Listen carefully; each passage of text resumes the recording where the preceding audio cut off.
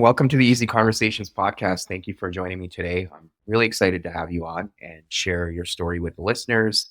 Also, to understand the work you're doing, especially in the podcasting space, and talk about some societal things that you and I have discussed prior to today.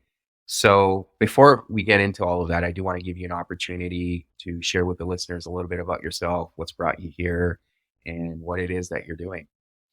Sure. Thanks for having me, by the way. I'm excited about it too. We were matched obviously because we're on the same podcast network. And so it feels like it's just this wide net. And so I think it's cool if people I would never have the opportunity to cross paths with or speak. And so I think it's going to be really interesting. My name's Haven. I'm based in Los Angeles. And I grew up here and then I moved to Dallas for junior high to the end of college for a while. And slowly my whole family trickled back. So I was the last one to return. And I have my husband of 12 years on Saturday. We're celebrating 12 years of being married. We have two little kids. My daughter Isley is 5, and she's all about fairies and rainbows and unicorns. And she'll literally leave conversations like sprinkling in sparkles, puppies, cookies, and just words that she loves. And then my son is 3. His name is Echo. He is a little tank. He has a gruff voice. He likes to smash things. He likes monster trucks, but he can't say his S's, so it's monker trucks. And he's just an intense little individual. He eats a ton. And for work, I run a virtual assistance company. So if people are looking for a high caliber virtual assistant for about 5 to 10 hours a week of their starting package, they don't really want to bring in someone W-2. They don't even want to really train or recruit or find someone. They come to us and we pair them with someone matchmake in their time zone, the skill sets of what they're looking for, and to get those administrative tasks off of their plate. So they're freed up for their areas of highest and best use. So we support a lot of entrepreneurial teams, a Mhm. lot of life coaches, a lot of solopreneurs, but basically no one should be doing $25 an hour work. Get that out. And so you can really focus on the stuff that grows your business. And it's a space I've been in for about 10 years. I've been a part of this company for about 2.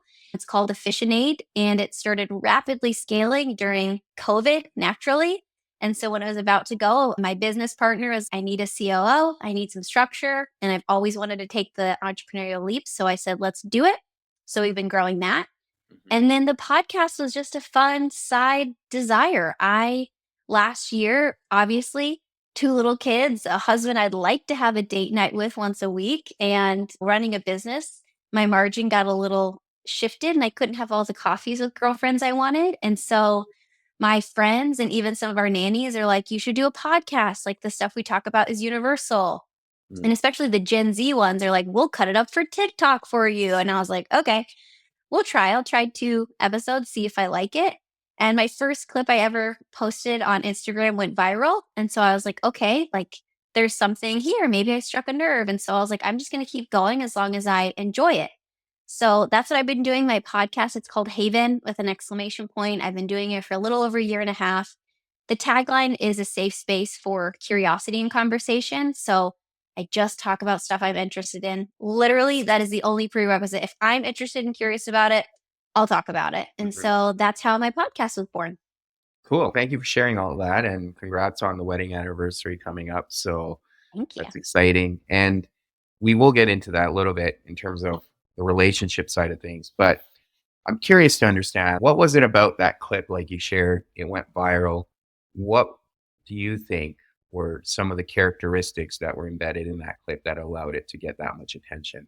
And I'm always curious because there's things that just go viral, right? And I don't know if people pay attention to what's in it, right? And then everyone wants to follow the same formula, trying to figure it out. But yeah, from your perspective, what was about that clip that really caught on for people? It's like this strange zeitgeist of what really is it? It feels like when you understand the algorithm, then they change it up. I feel like it's hard to even chase those specifics because it's so ever changing. But I think looking back at that one, my first episode of my podcast was called To Botox or Not to Botox. Mm. Because I'm 33, all of my friends and I are like, are you Botoxing? Are we too late? Do we do preventative Botox? Do I even want Botox? It was just the question I'm having, Mhm. again, over coffee with my girlfriends. And so that was a little bit of the back door of it, but really it was about body image Mm, and why are we doing this? And who told us that wrinkles are bad? And do I personally care if I have wrinkles outside of society saying it's bad? And so, really, the theme on that one was like body neutrality. So, the mm, first clip I posted was talking about the first time I felt or remembered someone kind of shaming my body and how it felt as a kid. And when I brought it to my mom, what she said. And I think it went viral because people can resonate with what it felt like to have another kid say something about your body. But I think it picked up because my mom's response was pretty ahead of her time. She didn't overly compliment body positivity of like, oh, it's amazing. It's incredible. You should be thrilled. mm, She didn't body shame me, saying there was something wrong or I should fix it or diet culture. It was very neutral. It was very body neutrality. It was very, oh, that just means you have more muscle on your body and was so neutral. That's how I then internalized and thought about my body of, oh, that just means this. That kid thinks it's an insult, but it's just very normal. And so I think the reason it picked up was I'd imagine a lot of people wish their parents had that type of response. Or if they're now thinking of their own bodies or how to discuss it with their kids, I think they're trying to pick up new language. Maybe they didn't like what they were growing up with, but they didn't really know where else to go with it. That's not the other side of the pendulum reactive. mhm. Yeah, no, for sure. And what you're touching on there is there's this obviously a lot of topics that perhaps you're covering with your girlfriends and on your podcast is focused around some of the issues women are facing in society today. And we perhaps don't really put a lot of emphasis on how to navigate those conversations because we tend to pick sides. And then that's how we never really make any progress because then we just otherize. Mhm. So you touched on body image, but like at a larger scale, what do you think is going on in society today? And why do you feel like these topics are important to discuss? And obviously, they're taking place amongst you and your friends, but I'm assuming other people are having similar conversations. So, how do you navigate these larger issues that are coming to the forefront and perhaps women have been dealing with for a really long time? But today we have access to information. We can compare ourselves to others. Like you said, even with Botox, you can look at your social circle or even women in general around you who maybe are taking care of the wrinkles. And how do you internalize that as a person who's probably entering that stage of their life? So yeah, a few things there, but curious to understand the main issue here and how are you navigating that collectively? Yeah, I feel like especially women right now, we're at like an unprecedented time of I feel like typically women, if I can generalize, they're pretty relational. We talk with friends about stuff. Hmm. But now the search we're putting on the internet, the algorithm's picking up and feeding us more and more of that. So we can get us such skewed viewpoints of what's actually even happening out in the greater world at large. I feel like we're having to question, was this really actually happening outside? Is this targeted towards me? What's actually group consensus? And I think we as women are just ultimately trying to tune down the noise and say, what do I think? What do I feel? What do I say? It's not saying what you think or feel or say is wrong, Hmm. but getting in touch with myself, like not all the outside voices that are telling me to do something or be something. I could just only speak for myself and my friends. A lot of us land on different pieces of different topics. Like we're not even all agreeing on the same viewpoint, but we're coming to our own conclusions. And I genuinely want to know why someone came to their conclusion. Even if I make a different choice, I find it really fascinating and I find it really informing. And I think that we're trying to navigate now this third outside voice of the greater world at large that really maybe we only had our community's voice for a long time. Or maybe it was newspapers and magazines, but even then, those felt so removed. Now, like something in the palm of our hand that we look at in our beds or on our couches or in our homes, it's Hmm. infiltrating intimate spaces that it wasn't in before. Yeah, no, I agree with you. And one of the important things you touched on there was the connection with self, because if we don't have that connection with self and we're not fully integrated, then we'll be easily influenced by the outside noise. And we tend to see Mhm. that a lot where you look outside yourself for information on how to be rather than looking inward and trying to understand, well, what feels right to me. And Mhm. I've been there where I didn't know what felt right to me. So I was always looking outside. And it came to the point where I just couldn't do it anymore. And I have to really turn inward and build that connection with myself to fully appreciate and listen to that inner voice. Do you feel like even in your social circle and perhaps maybe talking to other women at large, is that something that is a priority now in terms of, okay, what do I want? How do I connect with myself?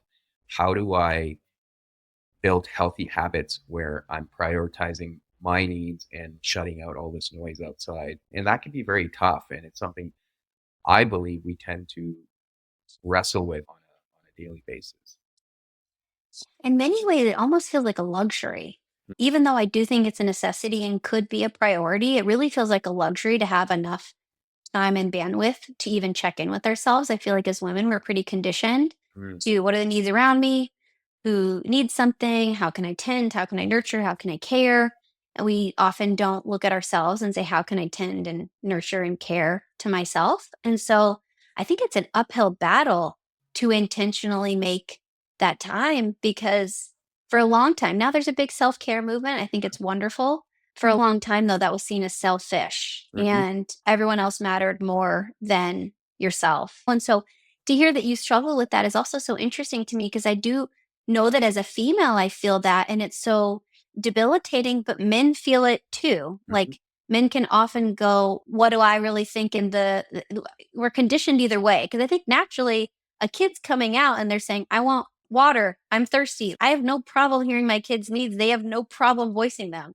Somewhere between past toddlerhood, elementary school, we're learning these other patterns and behaviors to not honor our own needs. Like, where is that and why did we pick it up?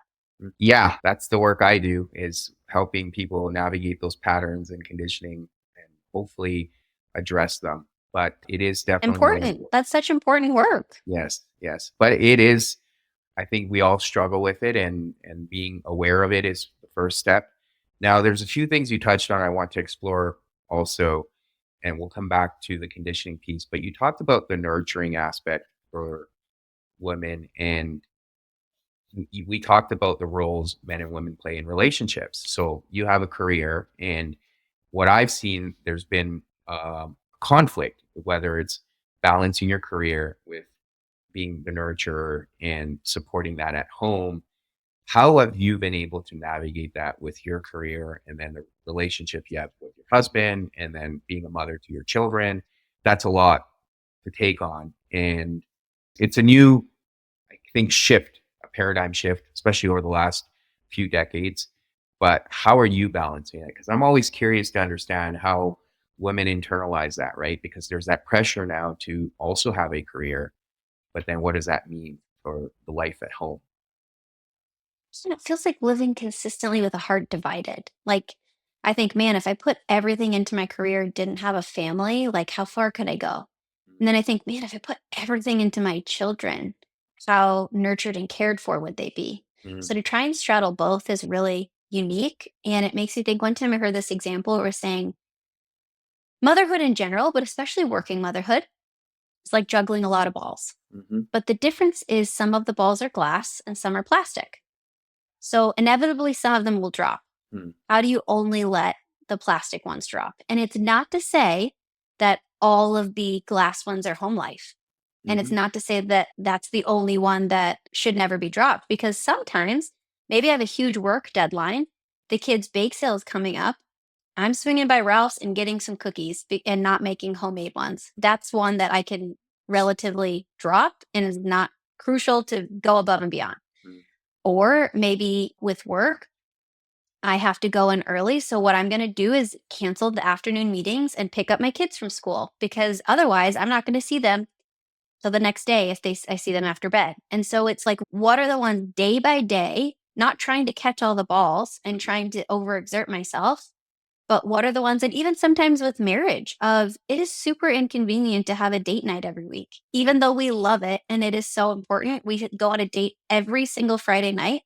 Do you know how many birthday parties are on Fridays? Do you Yeah. know how many like cool events are on that day that would sure they'd be fine to go to, but then I wouldn't get one-on-one connection. We wouldn't actually have time to look at each other and talk. But that's one that I'm just not going to let drop. I'll let some of the other plastic ones drop. So I feel like it's a strange case day by day of if my yes is here, it's a no somewhere else. Mhm. And so where am I actually going to give those really sacred yeses? Because it has the after effects and everything. Mhm. Yeah, and I think just to perhaps even reframe it, it's being able to say no to certain things so you can say yes to the other things, right? And I think a Yeah. lot of people struggle with saying no for whatever reason. Maybe it's the conditioning, maybe it's a lot of the defense mechanisms we learn early in life, as we've already touched on, but people pleasing and not hurting other people's feelings. We struggle to say no, but we tend to lose sight of the fact that by saying no, we're saying yes to more. And Hmm. it also allows us to not experience the exhaustion or resentment we feel for taking on too much. And that's what I'm hearing from you too, is that you give yourself permission. You're able to have that compassion for yourself that, hey, I can't do it all. And it's okay. Because a lot of the times, and I'm again curious to understand a woman's perspective, there's a lot of shame and guilt that comes in with, hey, I didn't help my children do their baking. I went and picked up things from the store. And there could be a lot of internalized shame there that what does that say about me as a mother? Am I good enough? So I guess I'm curious to understand, is that something you also navigate the internal dialogue that can pop in from time to time that we all tend to struggle with? And how do you silence it and try to focus on the bigger picture? Absolutely. Yeah. So we're filming this in October, and everyone in the world is having a fall birthday. So I'm going to 1,000 kid birthday parties every weekend. Yeah. Literally, I have two kids, they're 3 and 5. It's one of those invite the whole class. We don't go to all of them, but we go to the ones they are close with. And every time I see a birthday party, one, I love going because it's free entertainment for my kids. It's great. Mhm. The one we went to this weekend was Hawaiian themed, and they had a decorate your own pail, bucket, and shovel with stickers. They had this guy coming with sea creatures, and the kids could touch the snails and the starfish and a baby shark. And they had Hawaiian pizza. They had a Hawaiian shaved ice. And for the adults, you could make it tipsy. They had leis. They had a fishing thing. It was such a freaking amazing party. I loved it. I had a great time. And every single weekend, it's these parents that go above and beyond. My kids, we're going to do it in a park because there's a jungle gym that can entertain the kids. Mm. We're going to have one craft table. And again, my son loves monster trucks. So it's just cutting out a monster truck and gluing on paper wheels, like little paper plates that look like wheels, and it's a little take home craft. I'm going to make homemade cupcakes with them because it's then I don't have to make them look great if I say, oh, the kids made these. Then they can look like terrible. And everyone's, oh, the kids made these. So convenient. I don't wouldn't say I'm phoning it in, but I'm not going to stretch myself. If I know I could make a killer birthday party with the most thoughtful things, whatever, I'm just not choosing to put my capacity there. Mm. Or I see the moms where it's I have this one friend, she's so gifted. Every holiday, it's a different theme basket for her kids, or the Easter Bunny will leave little things and then it's an outfit. And I look at her, and when she does stuff for the class, I'm like, yay, my kids get to experience what kind of craft mom you are. Like, I think the way that also can combat this, I'm not doing that, is celebrating when other people are and they're in their calling and they're in their Mhm. gifting. And then also not like trying to villainize them of, oh, they have just so much time on their hands, or they paid someone to do that, or not making it an either or. Genuinely celebrating that and being like, I'm so glad my kid, one, gets to be in their orbit and feel that a little bit, or two, they're the perfect parent for their children. Mhm. I'm going to be the perfect parent for my child, and it may look different, but I'm going to give them different giftings and what they are. So I think the way that I combat it is just celebrate that we need all different types of moms and dads out there. Mhm. And a lot of them are going to have the strengths that I don't have. And it doesn't make one of them better or worse than the other. It just means that I have to be absolutely true to myself. And ultimately, that's going to be what's best for my kids. Mhm. If I'm naturally myself and not overexerting to try and match what I think another parent might be giving, that's so natural and effortless for them, but would take me a lot internally to do. Yeah, no, I appreciate that. So a lot of things you're sharing, obviously you touched on the self-care piece, which I would also want to come back to in a bit more detail, but you're touching on the self-care. It seems like you're fairly grounded and you have the ability to navigate these situations and have the awareness that, okay, I need to know what my capacity is. And I know when I'm stretching myself more and certain things are okay to let go. How do you do this for yourself? What are some of the practices you take on to manage all of this? Is there a routine you have to keep yourself grounded and have this level of awareness? I guess what I'm really trying to understand is how are you able to get to this point? What have you done? Hmm. Yeah. I think it's just knowing that the healthier version of me is better for everyone around me. And he's not a morning person. He's not enjoyable in the morning. He doesn't like it. Like he can do it, but it's not his preference. Hmm. But I have to know ultimately me being the best me is best for our family. Hmm. And would it be more convenient for him if I didn't? Absolutely. But I know that this is what I need to get my stress out, to care. And then also, I have to be willing to be inconvenienced for the things that he needs. Hmm. It's not just, oh, cater to this for my own self care journey. It's we talk and I say, we look at the next couple weeks and these are the things I'd like to do. Here's what it would require of you. And then he's saying, okay, here are the things I'd like to do. Here's what it would require of you. And then trying to feel that where we can. And sometimes they're conflicting. Sometimes we have to make decisions or compromises. But I think it's also no one can read my mind and meet my needs. He's never, maybe at this point, because he knows me well, but he typically wouldn't be like, why don't you take the next couple days and just work out every morning? Don't worry about it. Go enjoy this. Like, I can tell you're stressed. My needs are my responsibility. Hmm. I can't put it that he's ever going to know what I need in a moment. I have to be able to vocalize it, just like I can't read his needs. So I think the way that it comes to it is really assessing what my needs are. And it's also not expecting not all of them are gonna be met, but at least I can voice them and at least I can try, and at least we can aim for it versus just being a martyr to life and being like, "I put myself last. I'm eating cold food again because I put the kids' food first," or "I never work out because I wanna be they need me when they wake up." Like, a lot of it too is this conditioned martyrdom of times past that doesn't service us well. Like, what do you really need? And it, how can you vocalize it? Hmm. Yeah, no, I appreciate that, and that's one of the traps a lot of couples fall into is having this expectation that my partner should just know.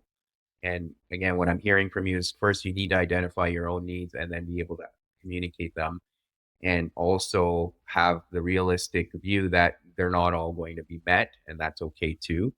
And then that's where that communication piece is important. Now, speaking of the relationship side, one of the things you and I had chatted about was we live in a society right now, there's a lot of competition as you see happening between the husband and wife or within couples. And you get all this messaging from society that, oh, this is what a feminine does or woman does, or masculinity is this. How do you guys, as a couple, again, navigate through all the noise and look at the bigger picture and not get caught in this trap of, well, you know, if he's doing this, I need to be doing this, or whatever the case may be.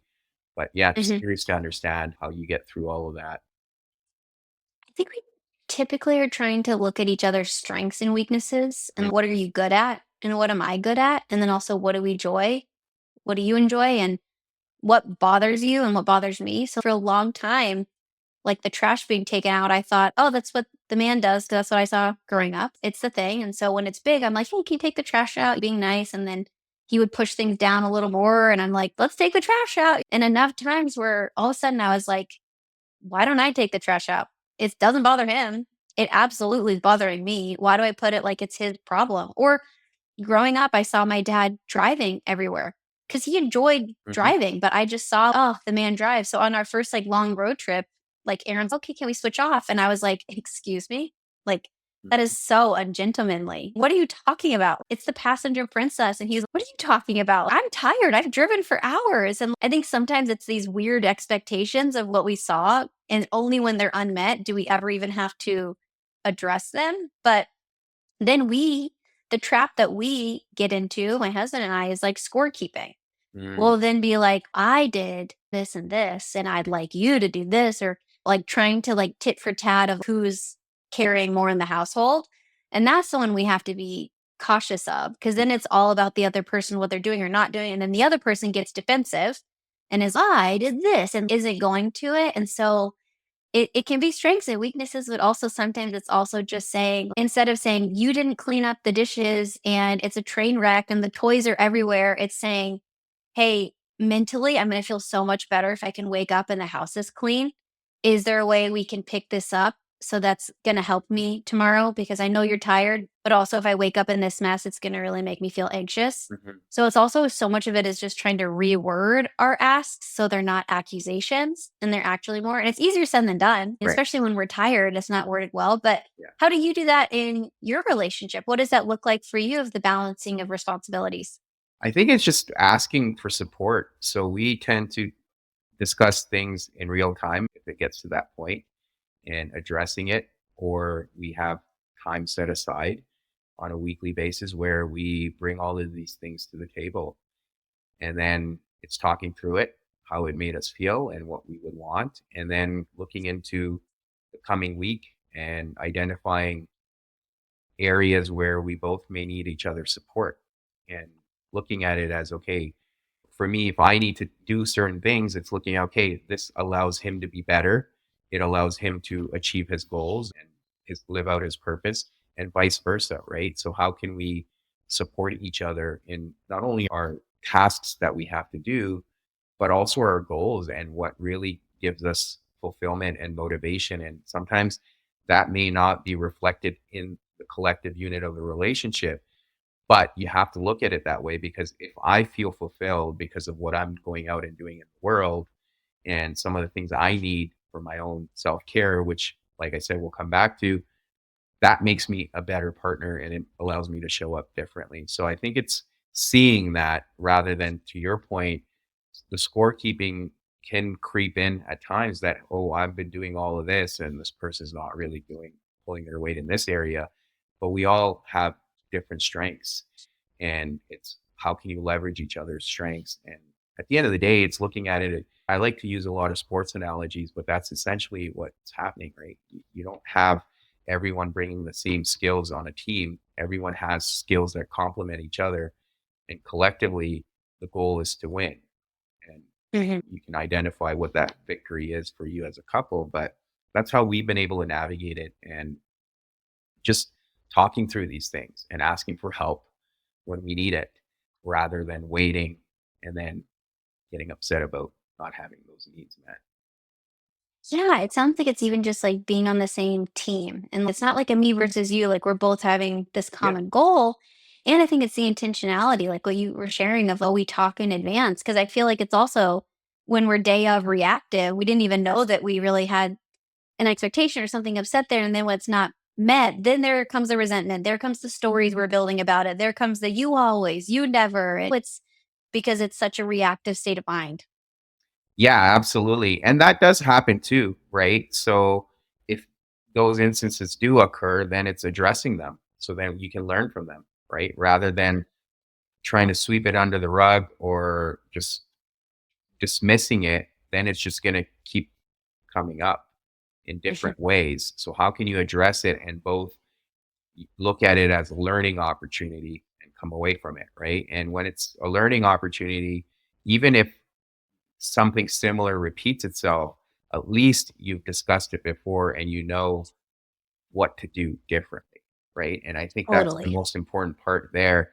But yeah, and I think not looking at, I think a lot of the times shame also comes up if there is stuff that maybe you may not align on or there might be a blow up and then the shame comes in that, oh, we've just failed or we're a failure as a couple, and that can be debilitating too. But recognizing that, well, no, mistakes are bound to happen, right? You're two different individual human beings with different needs and wants and different perspectives and worldviews. So there's going to be times where you see things differently and that's okay, but how can you hold space for each other in those moments and recognize that you both want the same thing at the end of the day. And there needs to be a level of trust there. And unfortunately, sometimes if that's missing, then that can cause more issues too.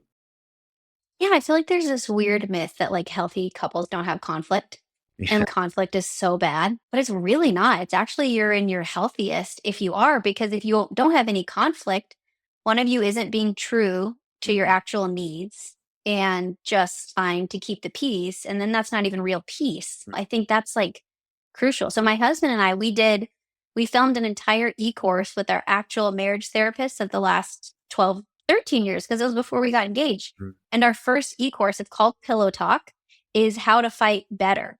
Mm. Because I was like, if you've been married for any amount of time, like there's gonna be some fighting. So like, Yeah. how do you fight better? Because it's also like we're fighting for something together, which is our relationship and our authenticity. Mhm. Like it's a fight that's a worthy fight. And how can you do it? And even it was, I remember being challenged by our counselor. He was saying, like, it's not even the level at what you say. It's not the intensity or the passion. It's what words are you saying at that intensity and passion. Like fighting real is actually one of the most intimate things that you can do. How do you do it with certain boundaries and like agreed upon things in advance too? And so I feel like that's also it, where it's like conflict is inevitable, and it's really beautiful because then it means you guys are being true to yourselves and open and honest. Like we're such different people, that it's a good thing. I don't want to marry myself where there's no conflict. I don't want to marry you where you're abdicating any conflict for the sake of peace. That's not good for either of us. How can we continue to have this conflict and this texture, but ultimately it refine us and make us better? Mhm. Yeah, if you're going to be passive, then you're just gonna feel demoralized and feel like your needs aren't being met, and then you're not really happy anyways. Mhm. And I think the biggest piece, sometimes it requires reframing that conflict happens because both of you also care, which is a good thing, right? Otherwise, Yeah. if one of you didn't care, then you'd be passive, or you would just submit and be like, okay, I'm not going to deal with this. So it's having that different look or lens on it as well. Now, coming out of that, you touched on something around self care earlier and this Mhm. view on it appearing selfish. And one of the things I find somewhat humorous is this whole trendy self care movement. But for me, depending on what your belief system is and how you practice taking care of yourself, I feel like a lot of these things that we're doing nowadays have always been around in terms of how to take care of yourself. And it's not something that you have to really like make a big deal out of. It's something you can incorporate in your day-to-day life and recognize the impact it has for you and how it allows you to show up. And again, it's that same common analogy people use, putting your oxygen mask on first. But what are your views on the self-care piece? I know you touched on some stuff that you're doing personally, but even in your social circle and some of the conversations you've had, why do you think it's just become a trendy movement? And what is your perspective on it always being something that people have done from, as far as I know, beginning of time? It's so interesting because I read a book called Soul Care. One of my favorite quotes was she was saying, whether we're self absorbed or self neglecting, we'll become the center of our own worlds, Mm, which I thought was so fascinating. mhm, If you're self absorbed, you're the center of your world. And if you're self neglecting, you're mhm, actually ultimately the center of your world. mhm, So it's a weird selfless thing mhm, to take care of yourself. And it feels so strangely counterintuitive, but I would argue that the soul care is a deeper understanding of self-care, of how can I nourish my soul, mhm, which is it's interesting because even on the book, one of the first aspects of it, she talks about nourishing your body. mhm, And it reminded me, I was in an event last week and Brendan Burchard, he's like the mhm, number one high performance coach in the world.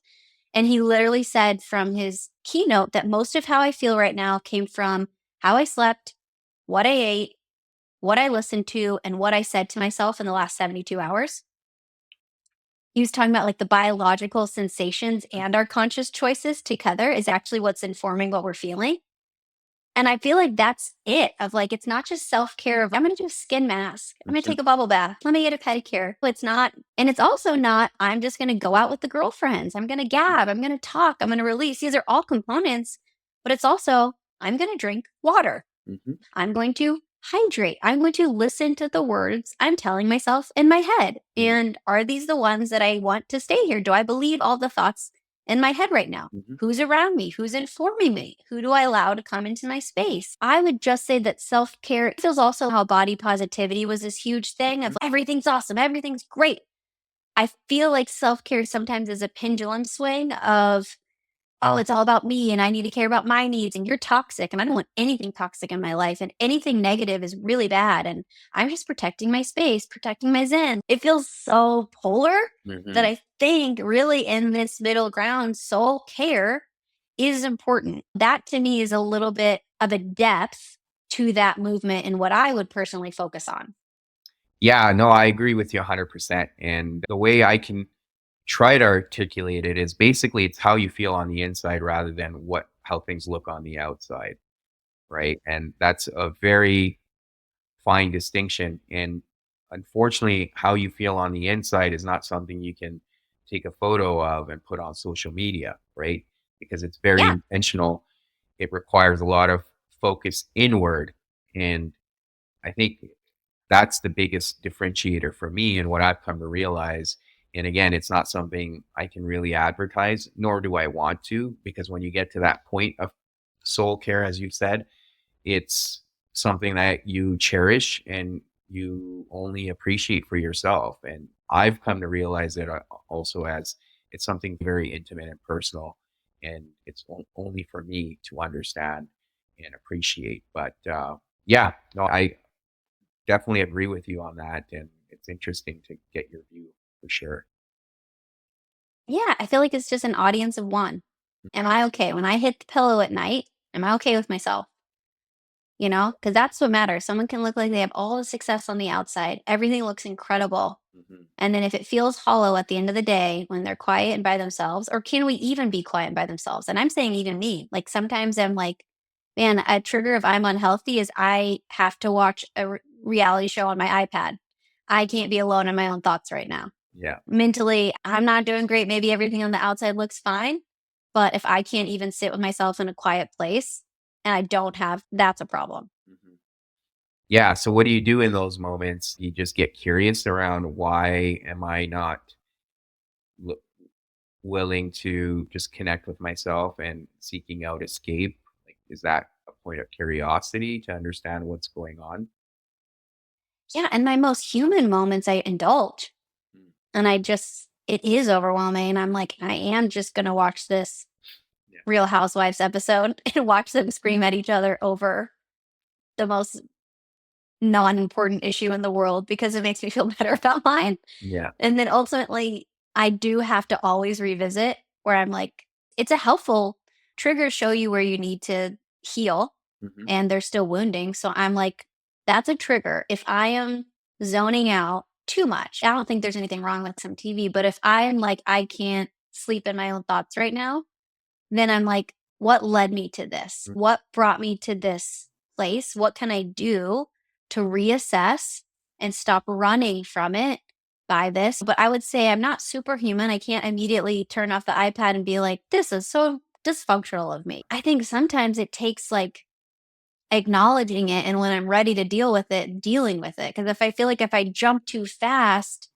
I'm not really ready Hmm. for that. Or one time I even asked my counselor, I was like, sometimes I'm like, I just really want to eat like cookies and feel it, but I know I shouldn't. I know it's not good. And sometimes he's, what would be so wrong about having some cookies? Hmm. And I was like, I know that I'm just trying to cope with food and I would know that's not great. He goes, yeah, but sometimes you could. Hmm. Like, cause I think I'm the type of personality who is, I don't want to. So, like, my growing edge is also allowing some human behavior and not putting myself to this insane pedestal that no one can live up to. Like, Hmm.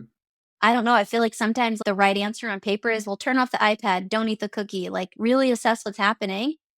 But for me, I think it's just grace and being like, man, something's overwhelming me. Something is bigger than me right now. Something is causing me to want to run and hide and numb and feel better through a cookie.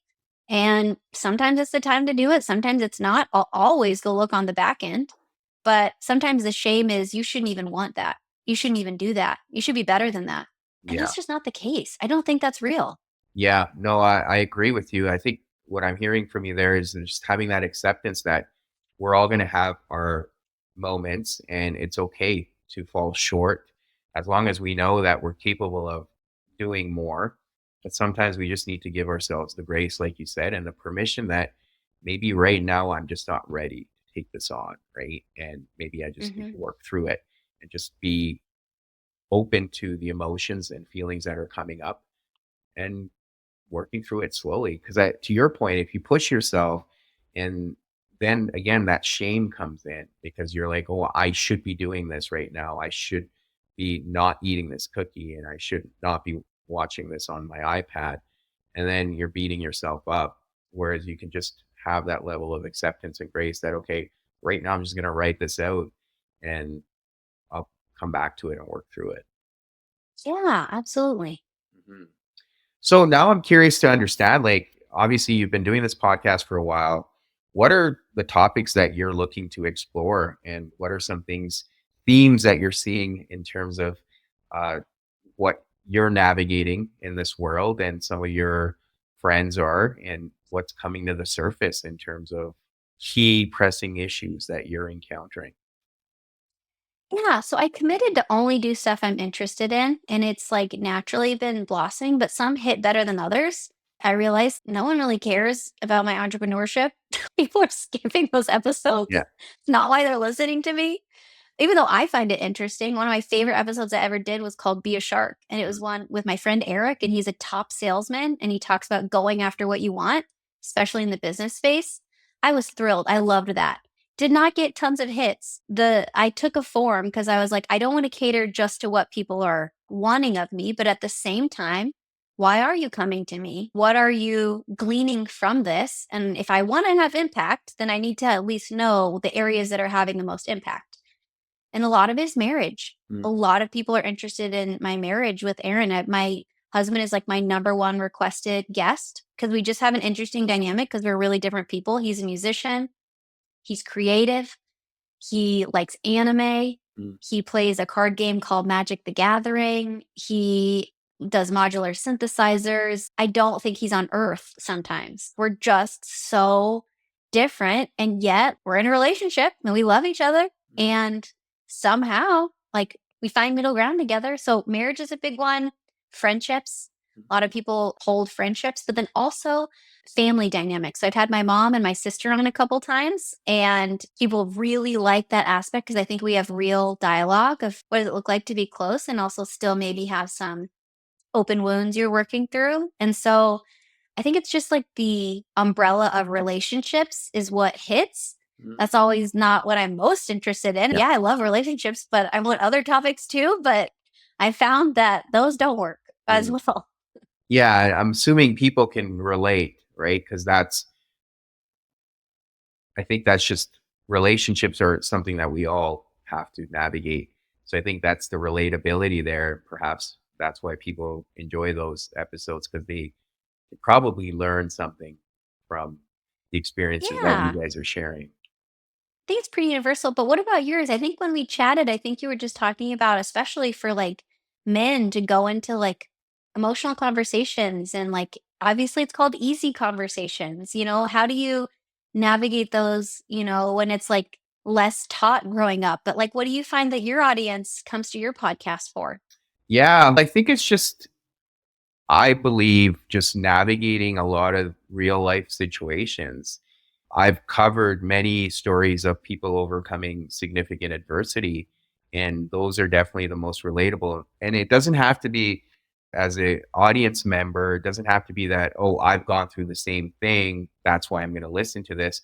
But it's understanding what were some of the things this individual that I'm listening to go through and how are they able to come out of it. And some of those practical tips can be applied to a wide array of situations, right? Whether it's your mindset, whether it's building a community or seeking help, whatever that may be. I think those are all transferable things and legitimate practical insights that people can actually implement in their own lives, even if whatever they're going through is slightly different. So I think that's been huge in terms of why the audience likes to tune in. Now, some of the feedback I get is maybe the title is misleading because a lot of the conversations are not easy. And my, I guess, challenge back is, well, the guest feels very comfortable sharing their story, which makes it easy to have that conversation. Mhm. And perhaps it's not an easy listen. So then my feedback would be that's something you have to look at within yourself. Why is it not an easy listen? What's coming up for you? What's making it uncomfortable? What's making it difficult? So so that's a lot of the times my view on it too. But I feel like because I've been doing therapy for a while too, I'm able to really understand what the individual is sharing, and I feel like I'm able to make it comfortable where they feel that it's an easy conversation. Yeah, it sounds like a nice twist of like you saying these card conversations can be easy, if you just go head on into them and aren't afraid of them, and that's why it comes across easy, even though it's maybe really difficult circumstances. Yes. Yeah, that's the hope. And ultimately that was the intent behind it all, was to have more of these conversations because I feel like we tend to shy away from them and we don't talk about a lot of these struggles because we're worried like we're the only ones going through it. And in fact, we're not, right? We're all navigating life collectively and trying to figure it out. And some of us deal with things in different ways. And some of the challenges we encounter may on the surface seem different, but at the end of the day, the resilience we need all comes back to the same. Totally. Are you familiar at all with The Seven Frequencies of Communication by Erwin McManus? No. It just came out and it's really, really fascinating because I'm seeing kind of everything through the lens since I just recently read it. Mm. And I'm doing a live episode recording with him next month about it. But like what you're sharing is very like healer frequency and very motivator frequency. And I feel like that's what's connecting to like, it's really fascinating. There's an assessment online. I can send you the link, but Yeah, that'd be great. um, it's really yeah, I'll follow up with an email, I promise. But it's really fascinating because it sounds like that's definitely what you're operating in, not only in your therapy, but the podcast. Maybe even a little challenger, because challenger is basically saying you can be more, you can do better. Yeah, I'd be curious to check that out, but and even understand it and hopefully share it with the audience too at some point in the future. But Mhm. that would be great. So I know you've talked about the podcast, and I'm just curious if you can share with the listeners what are some ways they can find your work online, and perhaps even if you're open to it, even yourself, how they can contact you if you wanted to share that. Absolutely. So if they want to contact me, it's just email info@havenpod.com, HAVEN. So any questions, especially long form, I take them there. But as far as my own podcast, it's just Haven with an exclamation point. So, one word. You can find it on Spotify, Apple Podcast. If you're looking on YouTube, it's Haven the Podcast. Also, I cut all my podcasts into clips for Instagram and TikTok. So that's also at Haven the Podcast. They can follow along there if they prefer short form or some extra stuff. Like I said, that I'm doing that interview with Erwin. There's a book club that I host as well. So if they go to havenpod.com, they can put in their email and be a part of like book clubs and discussions where I typically have the author come on for a live Q&A or live podcast recording. And it's a little extra stuff on the website, but most everything they can find on socials. Cool. I'll definitely put all of that in the show notes. But Haven, thank you so much for taking the time here and coming on the show and sharing your personal journey and how you've been navigating everything. It's very inspiring and very much appreciated. Yeah, thanks for having me. I enjoyed it.